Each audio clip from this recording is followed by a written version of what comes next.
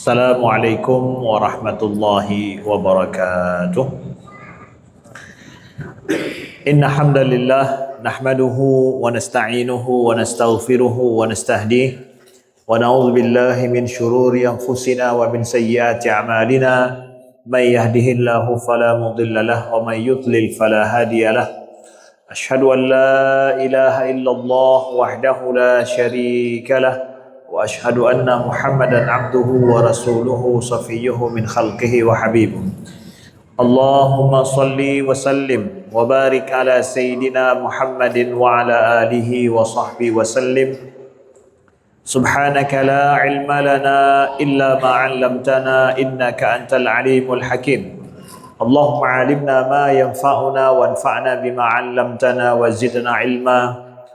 Rabbana la tuzigh qulubana ba'da idh hadaitana wa hab lana min ladunka rahmah innaka antal wahhab. Amma ba'du. Alhamdulillah, segala puji bagi Allah, salawat dan salam senantiasa tercurahkan kepada baginda Rasulullah sallallahu alaihi wasallam, kepada keluarga beliau sekalian, kepada para sahabat, para tabi'in, tabi'in, wa man tabi'ahum bi ihsan ila yaumiddin. Amma ba'du. Yang kami muliakan pengurus Masjid As-Siddiq, ketua DKM dan seluruh para imam, kemudian para guru-guru kita yang ikut berhadir di sini, kepada seluruh para hadirin muslimin dan muslimat, ayah bunda, kakak-kakak, abang-abang, adik-adik yang Allah muliakan, serta seluruh para hadirin yang tidak berada di dalam masjid, yang berada di luar masjid. Semoga selalu dirahmati oleh Allah. Mudah-mudahan yang belum melaksanakan solat maghrib untuk bisa melaksanakan solat maghrib dengan segera. InsyaAllah masjid kita tersedia lebar dan luas dan nyaman untuk kita melaksanakan solat maghrib dan solat isya. Bagi seluruh abang kakak adik yang masih berada di luar untuk segera melaksanakan solat. Apa yang akan kita bahas pada pertemuan kali ini sambil kita beriktikaf di masjid dan juga sambil kita meniatkan untuk menunggu solat isya berjamaah dan kita meniatkan untuk menuntut ilmu. Apa yang akan kita bahas pertemuan kali ini ya diamanahkan untuk kita membahas tentang masalah Isra Mi'raj dan relevansinya dengan kehidupan kita hari ini. Akhir daripada bulan Rajab sepekan yang lalu kita memperingati terjadinya Isra Mi'raj Nabi Muhammad sallallahu alaihi wasallam. Yang Allah abadikan kisah Isra Mi'raj ini di dalam ayat Al-Isra. Bayangkan dalam Al-Quran adanya kisah Isra Mi'raj diabadikan dalam ayat dan bahkan nama suatu surat dalam Al-Quran, surat Al-Isra. Menunjukkan betapa pentingnya kita belajar setiap tahun daripada kisah Isra Mi'raj Nabi kita Muhammad sallallahu alaihi wasallam. Para hadirin yang dimuliakan Allah, Allah berfirman di dalam Al-Quran, A'udzubillahi minasyaitonirrajim, Bismillahirrahmanirrahim. Subhanalladzi asra bi'abdihi laila minal masjidil harami ilal masjidil aqsa alladzi barakna haulahu linuriyahu min ayatina innahu huwas samiul basir. Maha suci Allah yang memperjalankan hambanya di malam hari dari Masjidil Haram ke Masjidil Aqsa yang telah diberkahi sekitarnya, agar linuriyahu min ayatina, untuk kami menampakkan, memperlihatkan kepadanya di antara sebahagian daripada tanda-tanda kekuasaan kami. Innahu huwas samiul basir, sesungguhnya Allah Maha mendengar lagi Maha melihat. Bapak Ibu yang dimuliakan Allah, kalau seandainya ada orang mengatakan, misalkan ada seorang anak nih, anak kita nih yang banyak di sini, itu umurnya masih 2 tahun misalkan, katanya sudah naik gunung. Gunung apa yang paling tinggi di tempat kita? Apa Gunung Bromo? Yang biasa didaki itu, ya. Gunung Salak, ya. Gunung Semeru, ya. 2 tahun tapi udah naik Gunung Salak misalkan. Kita nggak akan percaya. Masa 2 tahun udah naik gunung ya? Ya. 2 tahun dah naik gunung, kita nggak percaya ya? Ya. Tapi kalau dikasih tahu bahwa ada anak umur 2 tahun itu dibawa naik Gunung Salak, misalkan, ya, percaya nggak? Percaya ya, dibawa naik gitu. Berarti mungkin ayahnya yang gendong dia bawa ke sana. Ya, nah itu sah-sah saja kita percaya. Sekarang kalau ada yang bilang Nabi Muhammad naik ke langit, percaya nggak? Sulit dipercaya. Jangan percaya Nabi Muhammad naik ke langit. Yang benar apa? Nabi Muhammad dibawa naik ke langit. Makanya Allah sampaikan dalam Al-Quran, asra bi'abdihi laila, yang telah memperjalankan hambanya. Jadi Allah memperjalankan Nabi Muhammad. Nabi Muhammad gak naik sendirian, tapi diperjalankan oleh Allah. Jadi kalau Allah yang memperjalankan Nabi Muhammad dalam satu malam dari Masjidil Haram ke Masjidil Aqsa lalu ke Sidratul Muntaha, Allah yang membawa, ya nggak usah heran lah.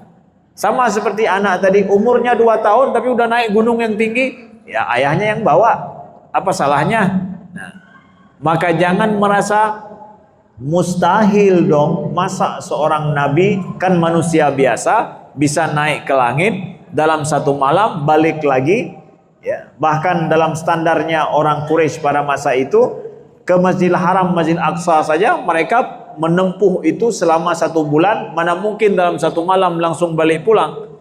Yang memperjalankannya adalah Allah. Maka di sini perkara iman, kita percaya bahwa Nabi Muhammad Isra dari Masjidil Haram ke Masjidil Aqsa, kemudian Masjidil Aqsa ke Sidratul Muntaha. Ini perkara iman. Iman kita pada Allah, udah. Kalau udah beriman pada Allah, itu nggak ada yang mustahil itu. Nah, itu saudaraku yang dimuliakan Allah. Ya. Lalu kita lihat pelajaran dalam hidup kita, Bapak Ibu yang dimuliakan Allah. Ini sebelum terjadinya peristiwa Isra Mi'raj itu ada apa? Apa yang terjadi dengan Nabi Muhammad SAW? Karena kita dalam hidup melihat ada suatu kejadian, jangan dinilai dari langsung kejadian itu saja. Nilai dulu sebelumnya ada apa.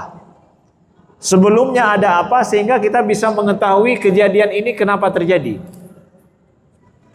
Sebelum terjadinya peristiwa Isra dan Mi'raj Nabi Muhammad SAW, itu ada kejadian besar terjadi dalam hidup beliau. Yaitu yang pertama, meninggalnya istri beliau Khadijah radhiyallahu anha. Setelah itu, setelah 3 bulan meninggal Khadijah radhiyallahu anha, meninggal paman beliau bernama Abu Thalib. Bayangkan itu, dalam waktu tidak berselang lama, 2 orang yang paling beliau andalkan dalam hidup, kalau boleh kita katakan, itu diwafatkan oleh Allah Subhanahu wa taala. Istri beliau satu-satunya Khadijah, nggak ada istri lain bersama Nabi saat itu. Hanya Khadijah satu-satunya istri beliau. Yang pertama beriman kepada beliau dan juga orang yang paling membantu beliau dalam misi dakwah yang paling sulit dalam hidup Nabi. Ketika berada di Mekah, itu fase dakwah paling sulit dihadapi oleh Nabi SAW. Siapa yang menghibur Nabi kita Muhammad, siapa yang membersamai Nabi kita Muhammad dalam fase dakwah yang sulit ini, dari rumah itu adalah istri beliau Khadijah radhiyallahu anha. Itu istri Nabi SAW. Nah, diwafatkan oleh Allah, ya. Diwafatkan oleh Allah pada masa Nabi masih kesulitan bahasanya, tidak sedang dalam keadaan sudah membangun negeri, kemudian sudah aman, kemudian pengikut Nabi sudah banyak. Enggak, masa yang sangat sulit di Mekah. Lalu tidak lama kemudian meninggal pula paman beliau Abu Thalib. Abu Thalib walaupun tidak beriman dengan Nabi Muhammad, tapi selalu menjadi tameng pelindung Nabi, ya. Secara masyarakat di Quraisy itu, secara politis juga di Quraisy. Jadi dari dalam ada Khadijah, dari luar ada Abu Thalib. Dalam satu waktu bersamaan, kedua orang yang melindungi Nabi itu diwafatkan oleh Allah Subhanahu wa taala. Terbayang tidak bagaimana kondisi Nabi SAW. Akhirnya di Mekah itu Nabi tidak ada yang melindungi beliau. Ya, di Mekah tidak ada yang melindungi beliau secara zahir, ya, bahwa orang yang selama ini beliau harapkan dan selalu mendukung dan melindungi beliau sudah wafat. Apa yang terjadi setelah itu? Terjadi pula Nabi berhijrah ke Taif. Nabi berangkat hijrah ke Taif. Dalam perjalanan beliau ke Taif, Nabi ingin berdakwah kepada orang Taif. Itu hijrah pertama Nabi, keluar dari Mekah. Kenapa? Sudah orang Quraisy ingin membunuh Nabi, perlindungan tidak beliau dapatkan, ya, baik dari luar dan juga dari dalam. Akhirnya apa yang terjadi? Nabi berhijrah ke Taif untuk berdakwah orang di Taif. Apa yang terjadi di Taif? Di Taif hari itu Nabi masuk, hari itu Nabi disuruh keluar dan dilempari batu. Tidak ada yang mau menerima beliau. Bayangkan itu. Di Mekah beliau tidak dilindungi, di Taif tidak diterima. Terasa bagaimana perasaan Nabi itu, ya? Bayangkan kesulitan yang dihadapi oleh Nabi SAW. Bapak Ibu yang dimuliakan Allah, kalau Bapak Ibu pernah merasa di dalam hidup kehilangan orang yang diandalkan dalam hidup, seorang istri kehilangan suaminya wafat misalkan, atau seorang ayah bunda hilang anaknya wafat misalkan, padahal sangat dicintai loh, padahal sangat diharapkan loh, tapi ternyata di saat-saat sangat dibutuhkan, saat itu pula diambil oleh Allah Subhanahu wa taala. Terasa sakit enggak itu? Terasa sedih enggak itu?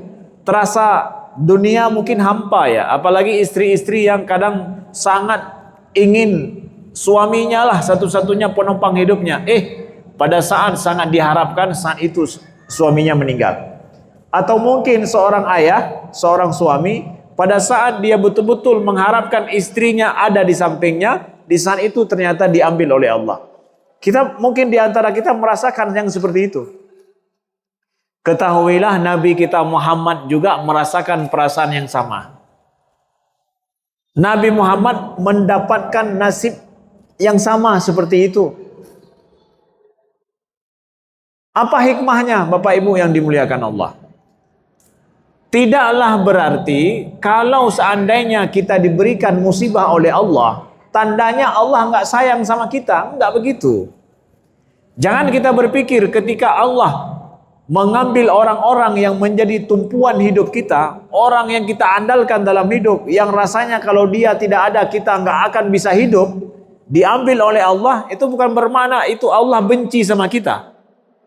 Orang yang paling dicintai Allah saja, Nabi Muhammad, gimana kejadiannya? Kalau kita pikir bahwa kapan ya layaknya Khadijah istri Nabi itu meninggal ataupun wafat, kapan ya? Mungkin setelah hijrah ke Madinah, pada saat sudah menang, semua orang sudah masuk Islam, cocoknya kan di situ meninggal, ya. Begitu juga dengan Abu Thalib, cocoknya kan masuk Islam dan juga, apakah Allah nggak bisa melakukan demikian? Allah bisa, mampu kok. Tapi Allah memilih takdir kepada nabinya kan nggak begitu. Nabi Muhammad orang yang paling dicintai Allah, siapa yang ragu dengan Nabi Muhammad? Tapi nasib Nabi Muhammad kan nggak harus seperti yang kita pikirkan. Begitu pula dengan nasib kita. Jangan sampai para hadirin yang dimuliakan Allah, ketika kita kehilangan orang yang kita cintai dalam hidup, kita hilang iman kita pada Allah, buruk sangka kita pada Allah, ya, bahkan gila, stres, ya, hilang akal, hilang kesadaran. Jangan, kemana iman kita? Nabi Muhammad SAW diuji oleh Allah dengan wafat istri beliau, wafat orang-orang yang selama ini mendukung beliau. Ya, itu dialami nasib oleh Nabi kita Muhammad SAW. Tidak bermakna bahwa Allah tidak mencintai Nabi Muhammad. Maka janganlah kita merasa bahwa dalam hidup ini, ya, kita akan merasa bahwa kalau Allah sayang saya, maka Allah kasih pada saya semua yang saya mau. Allah sayang saya, Allah harus berikan apa yang saya cita-citakan. Kalau enggak, berarti Allah enggak sayang sama saya. Enggak demikian. Ya, enggak demikian. Tapi mintalah sama Allah dalam setiap hal yang kita alami, setiap hal yang kita hadapi, baik sulit sesulit apapun, ya Allah, berikanlah jalan terbaik dalam hidupku setelah ini. Gantikanlah keadaanku yang seperti ini dengan keadaan yang lebih baik. Engkau lebih tahu nasibku, ya Allah. Kita perlu pertolongan daripada Allah. Kita lihat setelah Nabi Muhammad SAW ya, kehilangan Khadijah, kehilangan daripada paman beliau, Allah gantikan dengan orang lain enggak? Allah gantikan dengan orang lain. Siapa mereka? Muhajirin dan Ansor kemudian. Muhajirin dan Ansor. Muhajirin dan Ansor menjadi dua kaum besar yang kemudian menopang dakwah Nabi Muhammad sallallahu alaihi wasallam. Allah kasih ganti yang lebih baik, ya. Allah berikan yang lain dalam dakwah beliau, iya. Bapak Ibu yang dimuliakan Allah. Ini jadi pelajaran bagi kita. Kemudian juga hikmah kata para ulama, ketika Nabi sallallahu alaihi wasallam kehilangan Khadijah dan juga paman beliau, Allah mengajarkan kepada nabinya bahwa jangan semata-mata hidup bergantung kepada manusia. Kita dalam hidup juga demikian. Ada orang-orang yang kita andalkan dalam hidup kita, dalam keluarga kita. Kita merasa bahwa kalau tidak ada dia nggak mungkin saya bisa hidup. Kita disuruh oleh Allah, wa tawakkal 'alal hayyil ladzi la yamut. Bertawakallah kepada Allah yang maha hidup, yang tidak mati. Bergantung nasib kita pada Allah, bukan pada manusia. Di antara kesalahan-kesalahan kita para hadirin, itu adalah kita menggantungkan hidup kita itu lebih kepada manusia, kepada saudara, kepada keluarga. Lupa kita menggantung kepada Allah.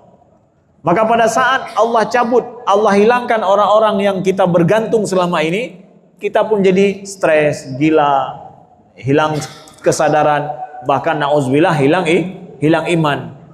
Maka kita diajarkan ya, oleh Allah Subhanahu wa taala, tawakal itu lebih kepada Allah, meminta itu lebih kepada Allah, bukan pada manusia saja. Nah, ini pelajaran iman kepada kita. Nah, setelah inilah terjadilah peristiwa Isra dan Mi'raj. Ketika Nabi diusir di Taif juga. Setelah itu terjadilah peristiwa Isra dan Mi'raj.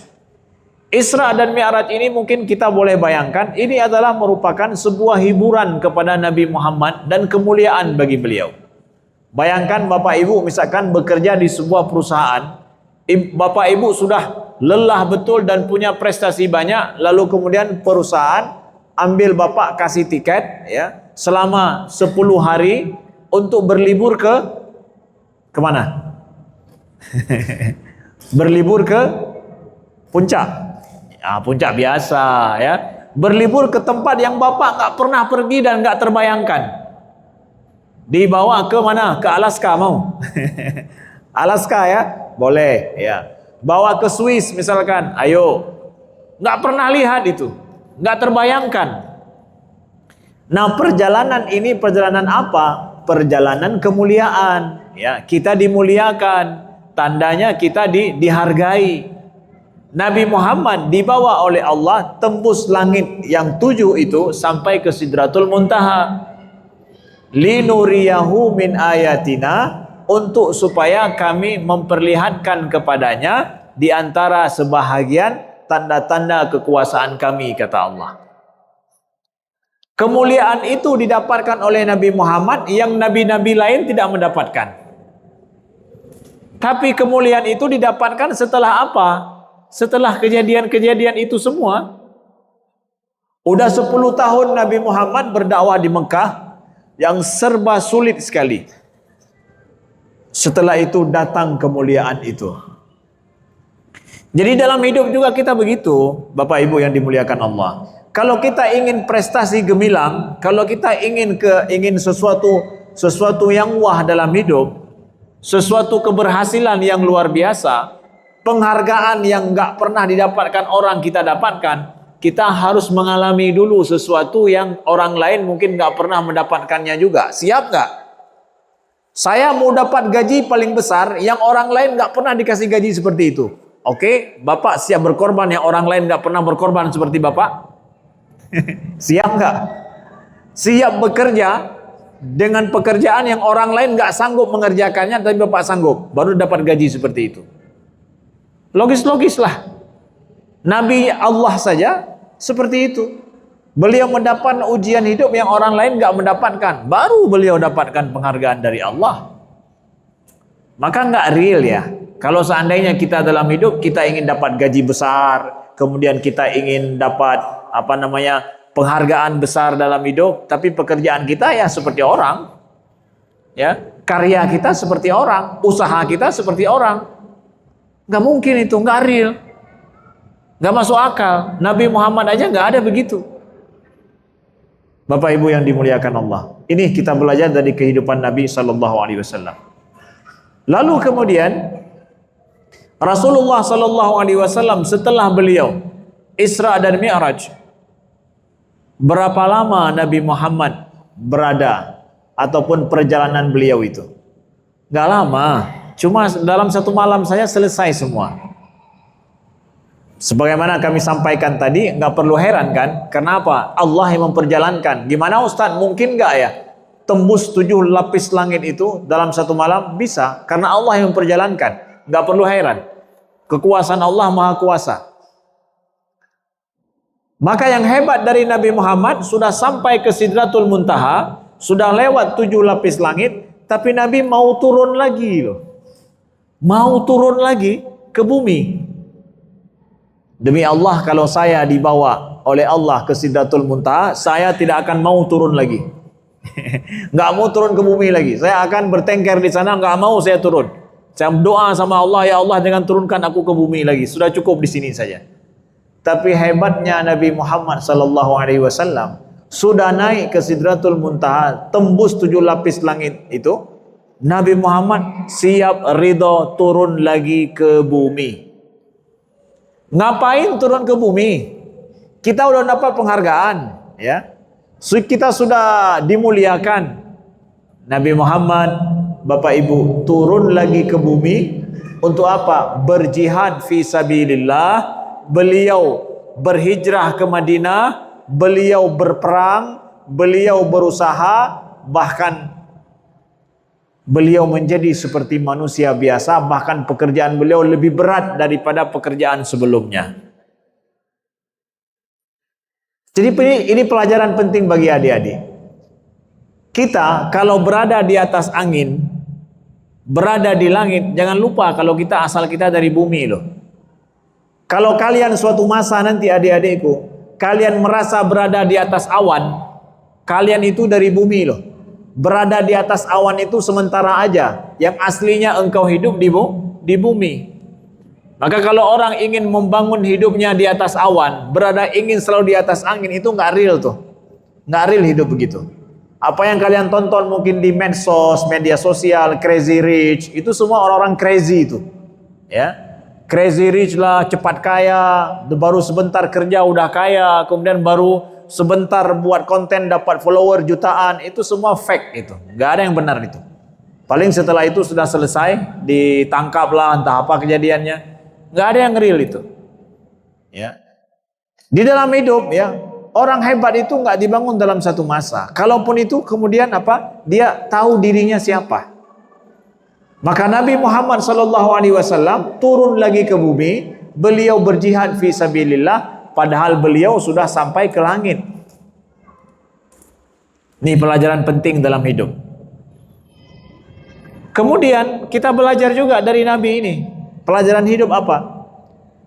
Nabi Muhammad kan ketika beliau berangkat hijrah ke Taif, berangkat hijrah ke Madinah, ya, beliau nggak diterima di kampung beliau kan. Di Mekah di mana beliau berdakwah itu nggak diterima oleh orang Quraisy, nggak diterima dengan baik, sehingga beliau harus berhijrah. Maka boleh jadi adik-adikku, bapak-bapak, ibu-ibu, kita dalam hidup ini terusir di bumi mungkin, kita terusir di bumi, tapi kita diterima di langit. Di langit itu kita diterima. Yang jangan kita tuh terusir di bumi, di langit pula terusir, nggak terbuka pintu langit bagi kita dalam hidup. Nggak apa-apalah kita merasa terusir di bumi ini, atau bahkan kita nggak dikenal sama orang di bumi, bahkan di kampung kita saja kita nggak dikenal, nggak masalah. Yang penting penduduk langit itu kenal kita. Kita mungkin terusir, merasa seperti orang yang terusir, adik-adikku. Ya, aku adalah binatang jalang dari kumpulan yang terbuang mungkin ya. Seperti kata-kata Khairil Anwar ya. Ya, aku ini binatang jalang dari kumpulan yang terbuang katanya. Wah, nggak ada harganya mungkin kita merasa. Diusir sana sini sama orang. Orang nggak menghargai kita. Engkau bukan berusaha bagaimana supaya kamu tidak terusir saja, tapi engkau harus berusaha bagaimana di langit itu menerimamu. Gak apa-apa aku terusir di bumi, yang penting pintu langit terbuka untukku. Gitu dia. Yang bahaya dan parahnya adalah orang yang dia itu di langit gak diterima, di bumi pula terusir. Nauzubillah min dzalik. Nauzubillah, jangan begitu. Maka jadilah engkau seorang mukmin yang beriman kepada Allah, istiqomah dengan agamamu, istiqomah dengan keyakinanmu, ya. Patuh kepada Allah, jaga solatmu. Makanya kalau kita ingin tanya nih sekarang, ya, ini pelajaran hidup juga. Kira-kira kalau kita lihat ke langit itu di malam hari, kita tahu ada bintang nggak? Kita tahu ada bintang ya. Dari mana kita tahu bintang itu? Kita tahu bintang itu dari adanya gugusan bintang, adanya cahaya, ya, cahaya-cahaya. Kalau bintang itu nggak bercahaya, kita nggak tahu dia ada. Sekarang kita balik. Kira-kira penduduk langit melihat ke bumi, mereka tahu kita ada nggak? Saya ini diketahui oleh malaikat ada nggak? Kalau dilihat dari langit itu. Kalau kita bisa lihat di langit ada bintang dengan cahaya, sekarang kita balik, kalau seandainya malaikat dari sana lihat kita ke bumi, kita ini kelihatan nggak? Kita akan kelihatan kalau kita ada cahaya. Kalau kita nggak ada cahaya, nggak kelihatan.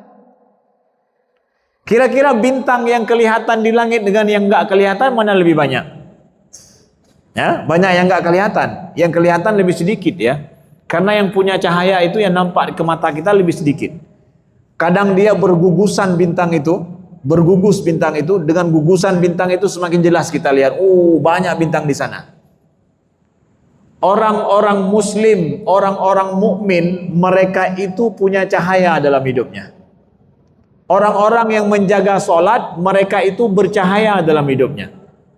Maka malaikat di langit itu, adik-adikku, mereka melihat ada kadang bintang di bumi ini bergugusan berkumpul dalam satu waktu.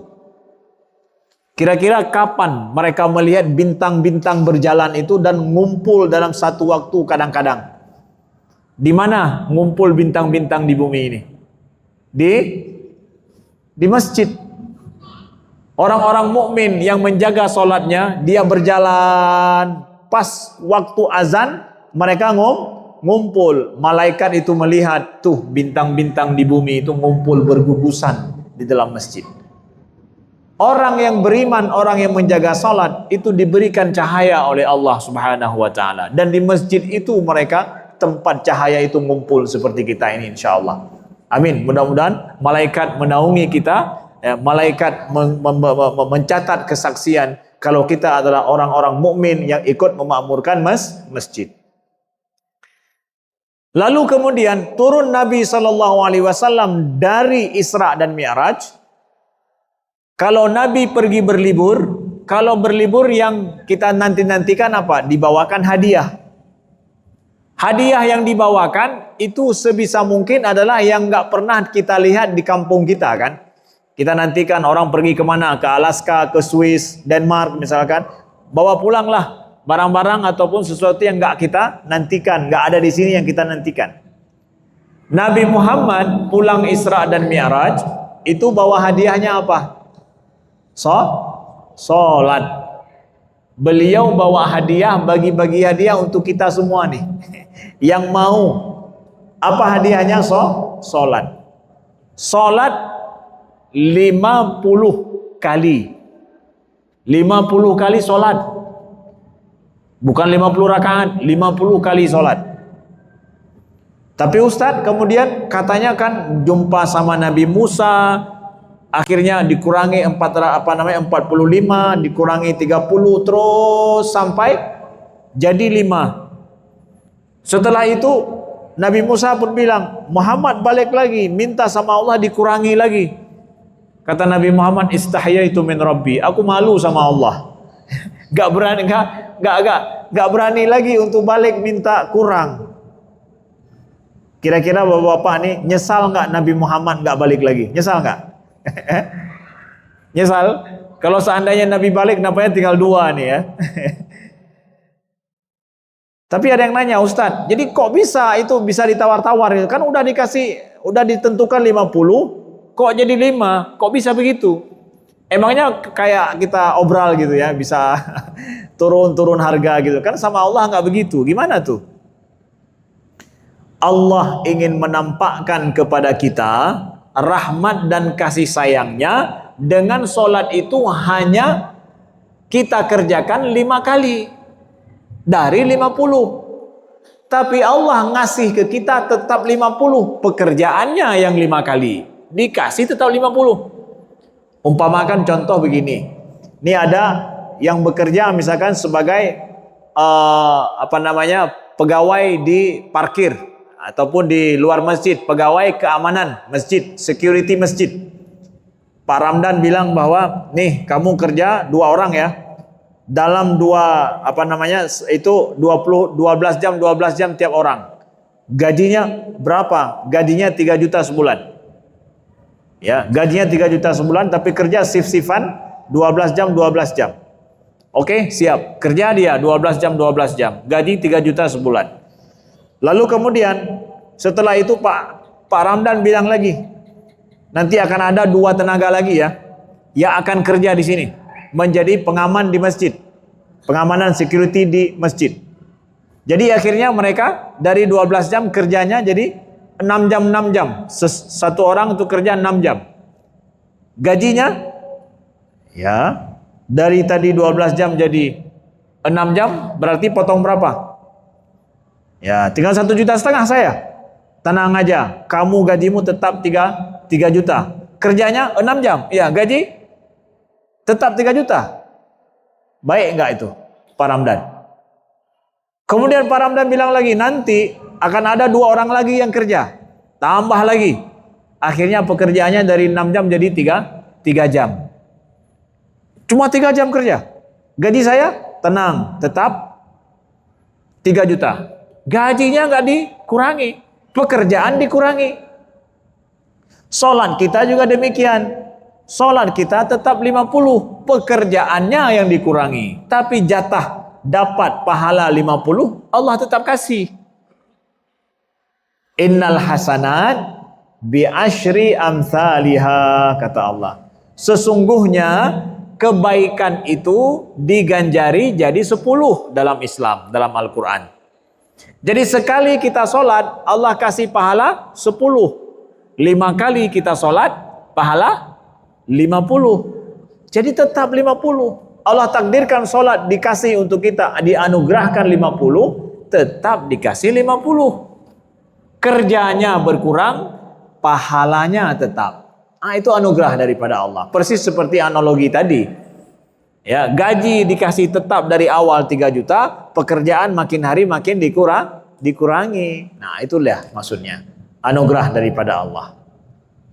Jadi sholat sudah 5 kali cuma dalam sehari, jangan tinggalkan sholat.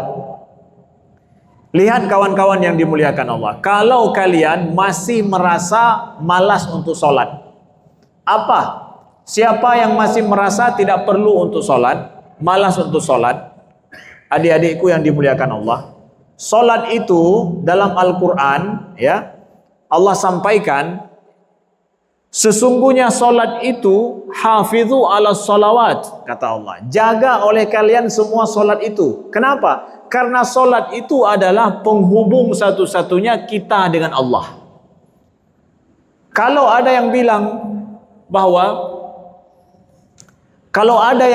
bahwa Ustadz, saya ini orang muslim, orang mukmin. Apa bukti kamu ini seorang mukmin, seorang muslim? Buktinya apa? Oh, saya Ustaz pergi haji. Kalau bukti kamu muslim cuma haji saja, dalam seumur hidup cuma sekali aja ada bukti. Satu aja buktinya, sekali doang. Kalau ada orang mengatakan bukti saya seorang muslim itu apa? Muslim saya adalah bayar zakat. Kalau cuma itu buktimu seorang muslim, ya zakat dalam setahun cuma sekali. Itu pun sebentar. Kalau bukti kamu ini seorang muslim dengan puasa Ramadan saja, maka engkau punya bukti seorang muslim itu hanya 1 bulan saja. Terus 11 bulan yang lain kamu siapa? Apa bukti seseorang itu? Dia itu muslim setiap hari. Buktinya mana? Nggak ada bukti lain.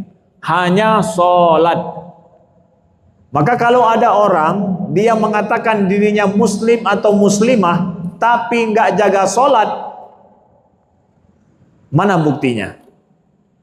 Kita nggak akan bisa membedakan orang kafir dengan orang muslim kalau mereka nggak sholat di luar, misalkan di jalan-jalan.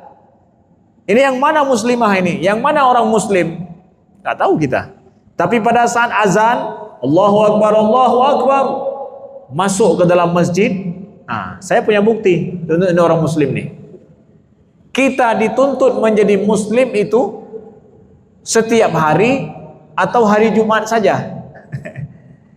Bukti kita muslim setiap hari adalah sholat. Kita harus finger ini, kasih bukti saya muslim sebelum bangun, setelah bangun tidur, kasih bukti sama Allah engkau ini muslim, sholat subuh. Ketika tengah hari, kasih bukti engkau ini muslim, sholat zuhur. Turun matahari, kasih bukti lagi. Terbenam matahari, kasih bukti lagi. Sebelum tidur, sholat isya, kasih bukti lagi engkau ini muslim. Bangun tidur, langsung kasih bukti lagi. Sebelum tidur, buktikan engkau muslim. Begitu bangun tidur, buktikan engkau muslim. Jadi engkau muslim setiap hari tercatat dengan sholat. Makanya ada orang dalam hidup adik-adikku dan abang-abang kakak, semua para hadirin yang dimuliakan Allah, ada orang dalam hidup dia nggak melakukan haji, mati dia, nggak pernah haji. Jadi orang hamba Allah yang baik nggak? Boleh. Jadi hamba Allah yang baik. Kenapa? Ya haji dia nggak sanggup, nggak masalah. Kalau seandainya ada orang yang dia mati, ya wafat dia nggak melakukan zakat sekalipun, boleh-boleh saja. Memang dia orang fakir miskin, dia yang menerima zakat, nggak sanggup membayar zakat sama sekali.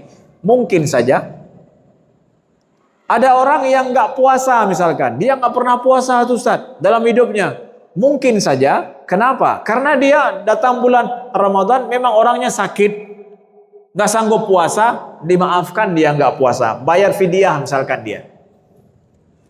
Tapi bisa dibayangkan nggak? Ada orang muslim mengharapkan surga, kalau mati nanti nggak disiksa, tapi nggak pernah sholat. Mungkin nggak tuh? Karena sholat nggak sanggup sambil berdiri, sambil duduk, nggak sanggup sambil duduk, maka sambil berbaring, nggak sanggup menggerakkan tangan, kedip-kedip mata, ya, kedip-kedip mata pun oke. Udah nggak berkedip matanya, udah tutup terus matanya, bawa ke sini kita sholatkan. Jadi hidupmu ini, hidup kita ini masih sanggup sholat sendiri, nggak sanggup lagi disolatkan. Jadi kalau kamu nggak sholat, itu kamu mayat yang berjalan-jalan yang semestinya disolatkan. Ada hanya satu uzur saja dalam hidup adik-adikku, yang kita ini boleh nggak sholat, tapi kita diridhoi oleh Allah. Ya, ini nggak sholat, tapi diridhoi oleh Allah. Apa itu? Orang gila. Yang gila lah, yang dia itu nggak sholat tapi diridhoi oleh Allah. Tenang aja. Tapi bukan pura-pura gila ya, tapi gila beneran. Nah itulah yang diampuni saja. Bahkan kalau kita masuk ke dalam ICU, adik-adikku, para hadirin yang dimuliakan Allah, masuk ke ICU, kita sadar, kita punya kesadaran, tapi badan tubuh nggak bergerak sama sekali, sadar kita, itu wajib sholat. Kesadaran kita miliki, ingatan kita punya, tapi semua nggak bisa kita gerakkan, mata pun nggak terbuka. Apakah saya wajib sholat? Wajib sholat. Gimana cara sholat? Bayangkan engkau sedang berwudu. Bayangkan engkau berwudu. Kemudian setelah itu bayangkan engkau sholat menghadap Allah. Seperti biasa engkau lakukan pada saat engkau lagi sedang sehat. Wajib tetap sholat. Ini kita kasih tahu kenapa? Karena kita masih sehat ini. Nauzubillah, siapa kita nanti mengalami kondisi yang demikian, jangan tinggalkan sholat. Bahkan di dalam surat Al-Mudassir Allah sampaikan, ini bagi siapa yang tidak melaksanakan sholat, belum menjaga sholat. Itu di dalam surat Al-Mudassir disebutkan ada sebuah neraka namanya neraka sakar. Neraka sakar. Itu ada orang yang mau masuk ke dalam neraka sakar, ditanya sama malaikat, "Ma salakakum fi sakar?" Apa yang bikin kalian ini masuk dalam neraka sakar? Ada neraka bukan jahanam saja, ada neraka sakar namanya. Wa ma adraka ma sakar, kata Allah. Kalian tahu nggak apa itu neraka sakar? La tubqi wa la tadhar lawahatun lil bashar. Neraka sakar itu tidak meninggalkan sisa dan tidak membiarkan. Jadi orang yang masuk dalam neraka sakar itu nggak nampak sisanya dan nggak dibiarkan sama neraka itu. Lawahatun lil bashar, pengupas kulit manusia. Jadi kulit manusia itu terkelupas masuk ke situ. Jadi malaikat tanya sama orang yang lagi ngantri nih, macam ngantri masuk bioskop. Kok kalian ini mau masuk kemari? Masalahkakum fi sakar. Ngapain kalian kok masuk kemari? Tahu nggak jawabannya apa? Jawab orang yang lagi mau masuk neraka sakar itu, jawabannya apa? Qalu lam naku minal musallin. Kami enggak sholat. Orang yang masuk dalam neraka sakar itu, jawabannya kenapa mereka masuk? Kami enggak sholat. Yang enggak sholat, ada ancamannya neraka sakar. Ayo sholat. Sholat itu adalah bukti kita ini seorang muslim dan muslimah. Kalau engkau tidak membuktikan dirimu dengan sholat, nggak ada bukti lain engkau ini muslim. Nggak ada bukti lain kita ini muslimah. Sholatlah rukun Islam satu-satunya yang nggak bisa ditinggalkan di dalam hidup. Nggak ada alasan meninggalkan sholat. Nggak sanggup sambil berdiri sambil duduk. Nggak sanggup sambil duduk sambil berbaring. Nggak bisa ditinggalkan adik-adikku, kakak-kakak, abang-abang yang tidak meninggalkan sholat. Dan nanti sholat itu yang pertama akan ditanya oleh Allah Subhanahu wa ta'ala. Awwalu ma yuhasabu bil abdu yaumal qiyamati min amalihi sholatuhu. Yang pertama sekali akan diminta pertanggungjawaban oleh Allah hari kiamat itu adalah sholat. Fa in sholahat faqad aflaha wa anjah. Wa in fasadat faqad khaba wa khasir. Kalau seandainya solatnya itu benar dan cukup, dia akan menang, akan sukses hari kiamat. Tapi kalau seandainya solatnya itu tidak cukup ataupun rusak, tidak sah, sungguh dia akan merugi, kata Nabi SAW. Ayo ayah bunda, adik-adik, kakak semuanya, jangan pernah engkau tinggalkan solat dalam hidupmu. Sebodoh-bodoh kita, jangan bodoh tentang solat. Sejahil-jahil kita, jangan jahil akan solat. Sejahat-jahat kita, jaga solatmu. Jaga solatmu, jaga solatmu. Sekian, terima kasih. Aku qouli hadza wa astaghfirullah li wa lakum. Wassalamualaikum warahmatullahi wabarakatuh.